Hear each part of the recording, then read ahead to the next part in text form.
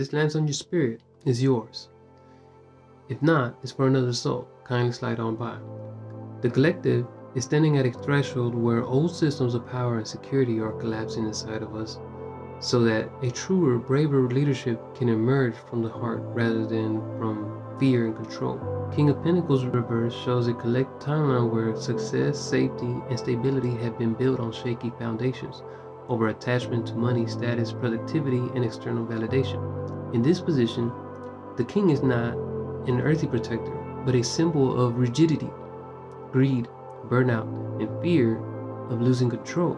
On the growth awakening timeline, this means many people are realizing that the life they constructed for security is not actually nourishing the soul. There can be crumbling careers or financial structures, identity crisis around who am I without my title or role, anxiety about resources that exposes deeper scarcity programming.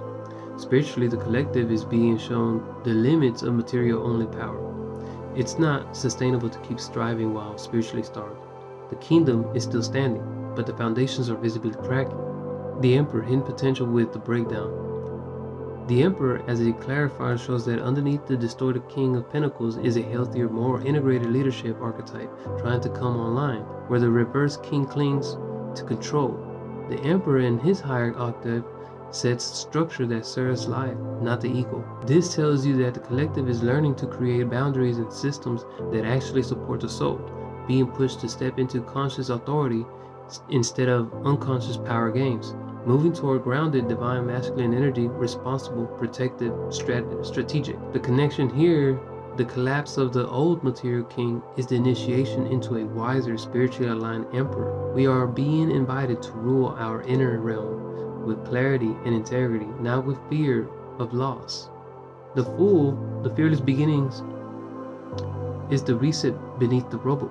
The fearless beginnings, very full-coded energy, shows that beneath the shakeup of the reverse king lies a fresh, uncharted path where old definitions of success are failing. A new chapter is calling that requires faith over guarantees.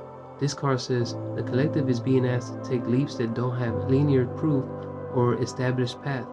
Many are being guided into new careers, locations, relationships, and identities. Innocence is being restored, the willingness to try again, differently, without the old armor. The Three of Swords, the heart cost of awakening. The Three of Swords shows the emotional cost of the shift. The Three of Swords shows the emotional cost of this shift. Severe heartbreak, disillusionment, and the piercing awareness that some dreams, relationships, or timelines cannot continue. There is a collective grief over lost jobs, homes, or roles, failed systems, and leaders who didn't protect us, personal relationships that cannot survive the new level of authenticity. This heartbreak is not a side effect. It is part of the awakening mechanic. The swords through the heart are the truth we can no longer avoid. What once seemed solid and safe is not aligned with who we are becoming. The pain clears out sentimental attachment to the old kingdom so that we can feel what our heart truly wants now. The collective stands in a collapsing kingdom of old world success. King of Pentacles reversed, the structures that once promised security now feel restrictive, shallow, or corrupt.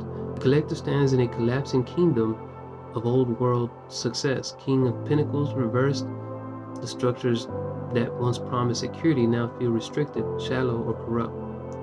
Through this collapse, a higher form of leadership is awakening. The Emperor. We're learning to create order that honors the soul, to hold ourselves accountable, and to become mature stewards of our energy and resources. This maturation opens the portal to a radical new path. The fearless beginnings, a reset that asks us to risk comfort for authenticity and to trust our spiritual guidance more than conventional metrics.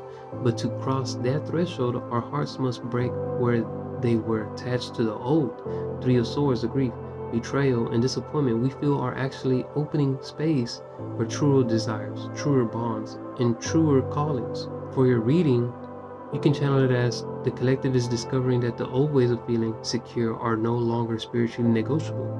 We are being stripped of false stability so we can step into a more sovereign, heart-aligned rulership of our lives. The heartbreak, the financial wobble, the identity crisis, one of it is punishment. It is the dismantling needed so we can become the kind of leaders, builders, and creators who can walk fearlessly into a new chapter guided by integrity rather than illusion.